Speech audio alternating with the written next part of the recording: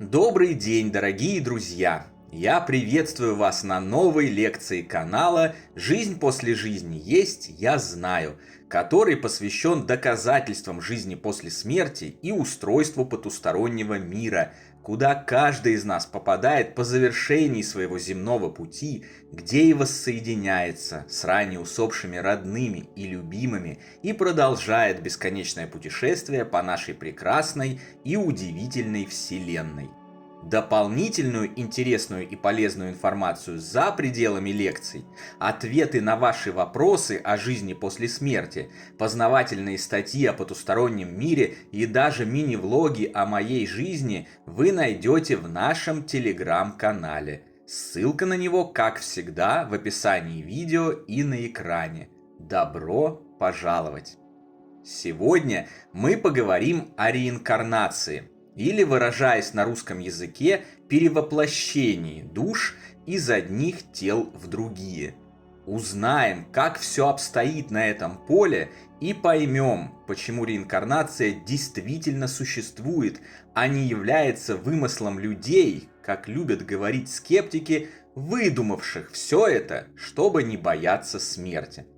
В предыдущих лекциях я уже говорил вам, что на основании комплексного изучения огромного массива данных о жизни после смерти, сотен книг и тысяч статей, протоколов, экспериментов и исследований, ссылками на которые я снабдил вас в уже упомянутом телеграм-канале, и любой из книг цикла «Жизнь после жизни есть, я знаю», у меня сформировалось убеждение в том, что вопрос реинкарнации или перевоплощений душ из одного физического тела в другое – это невероятно сложная для познания человеком тема, в которой на данном этапе эволюции воплощенного человечества невозможно строго доказать какие-либо механизмы, подробности о точных сроках перевоплощений, их количествах, местах и времени земной истории. Тема, скорее подлежащая глубокому изучению тогда, когда мы будем уже находиться в потустороннем мире, обладать большим спектром восприятия и более эффективными инструментами познания. Там разобраться в этом вопросе будет значительно проще, и сделать это можно будет гораздо качественнее. Однако это вовсе не означает, что этого явления не существует как такового. Наоборот, все вокруг говорит о том, что реинкарнация существует и исправно работает.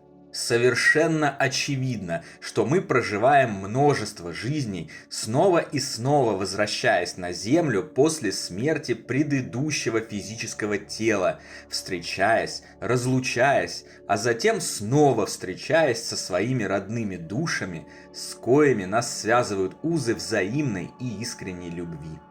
Сейчас не будем погружаться в дебри этого важнейшего в цепях вселенской жизни явления, продираться сквозь множественные исследования и отчеты ученых о, например, возвращении погибших детей в те же или другие семьи, воспоминаниях о прошлых жизнях и их проверках. Не станем искать и выявлять родимые пятна на телах текущего воплощения, соответствующие местам ранений в прошлых жизнях, а также обсуждать прочие доказательства, хоть и важные, но для осознания здесь и сейчас факта существования перевоплощений, интересующие нас в меньшей степени. Рассмотрим самые очевидные, всем знакомые явления, наглядно показывающие, что реинкарнация есть, и даже больше, что ее не может не быть. Начнем с главного. Доказано, что ничто во Вселенной не уничтожается и не умирает, лишь меняет форму. Когда мы видим, как кто-то или что-то умирает или разрушается, и привычно называем это смертью, даже на нашем земном уровне смертью не является.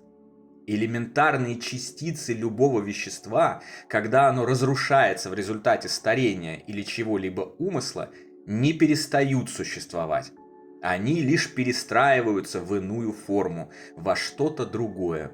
Все во Вселенной существует вечно.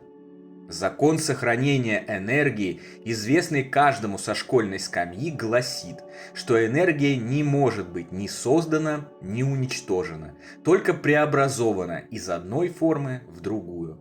Наверняка вы слышали, что душа является энергией и потому не может умереть. Но на самом деле это касается не только энергии, это касается вообще всего. Ни энергия, ни какое-либо вещество не могут умереть. Это просто исключено существующими во Вселенной законами. Смерти в ее привычном человеком понимании не существует. Что это, как не перевоплощение? Если здесь, на нашем уровне, мы видим, что ничто не умирает, а лишь перестраивается, то есть именно перевоплощается, почему на других уровнях что-то должно быть по-иному? Все во Вселенной работает одинаково, на всех ее уровнях. Законы одного места не могут отменять законы другого. Они могут лишь расширяться. Мы можем открывать законы, которые нам неизвестны, но те, что известны, везде работают одинаково. Следовательно, везде и всюду это перестроение-перевоплощение тоже работает, включая и нас с вами, как неотъемлемую часть сущего, живущую по определенным его Творцом законам. Идем далее. Если вы внимательно присмотритесь к тому, что происходит вокруг, то увидите, что все во Вселенной живет циклами. Наша планета вращается вокруг Солнца, повторяя один и тот же цикл каждый год. Солнечная система вращается вокруг центра галактики. Птицы зимой улетают на юг, а затем возвращаются обратно.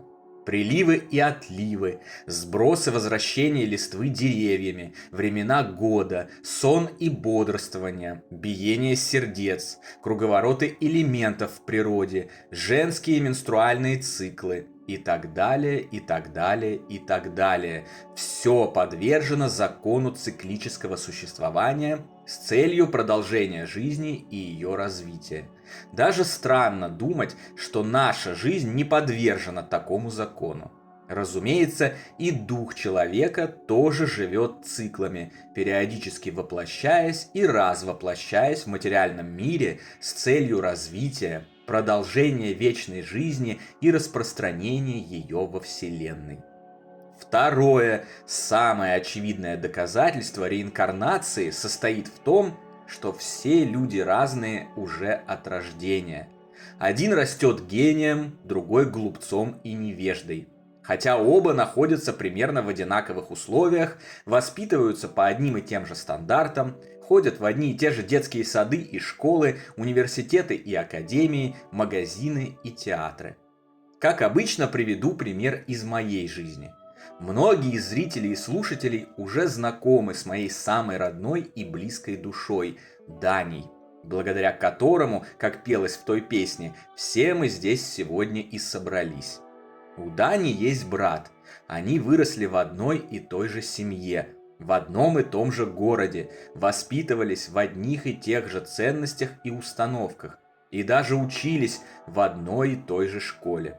И все же это два совершенно разных человека, две разные планеты, две абсолютно разные личности, настолько не похожие друг на друга, как не похожи, например, арбуз и хот-дог.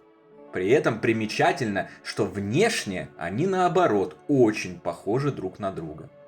Каждый уже с младенческого возраста имеет свой уникальный набор характеристик, качеств, скорости усвоения знаний и даже, кажется, опыта. Только оно не кажется, а так действительно и есть. Не будь перевоплощений, физически и умственно, духовно, все бы мы были плюс-минус одинаковыми. Но факт в том, что все мы разные, и разница эта огромна. Никакая генетика и окружение не способны обеспечить настолько огромную разницу. Только реинкарнации, только тем, что большую часть знаний и опыта мы в этот мир уже приносим с той стороны, когда рождаемся, она может быть разумно объяснена, и ничем другим. Существование реинкарнаций исследовали и подтверждали на протяжении веков и даже тысячелетий многие ученые, философы и творческие деятели. От Пифагора до известного на весь мир доктора Реймонда Моуди. Профессор Ян Стивенсон так и вовсе почти всю свою жизнь посвятил исследованию перевоплощений и оставил для потомков целые залежи информации и подтверждений циклического существования души в своих книгах и статьях. При этом, по результатам своих исследований длиною в жизнь, несмотря на громадный объем полученных данных, он тоже остался в рамках предположений о какой-либо конкретике, касающейся реинкарнации, но тем не менее был убежден в том, что она существует. Физический отрезок нашей вечной жизни – это лишь часть большого цикла, который включает в себя существование в биологическом теле, затем, после так называемой смерти, жизнь в одном духовном теле, затем в следующем и еще в нескольких, с финальным выходом в точку завершения этого цикла и возвращением к началу, реинкарнации в новое физическое тело или же, возможно, продолжением развития исключительно в тонких областях.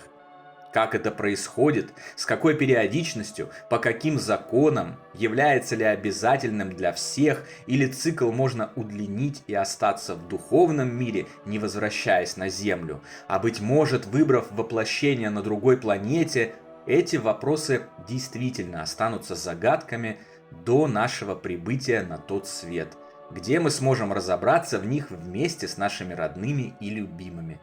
Но, как уже было сказано в начале лекции, это вовсе не говорит о том, что перевоплощения не существует. Существуют.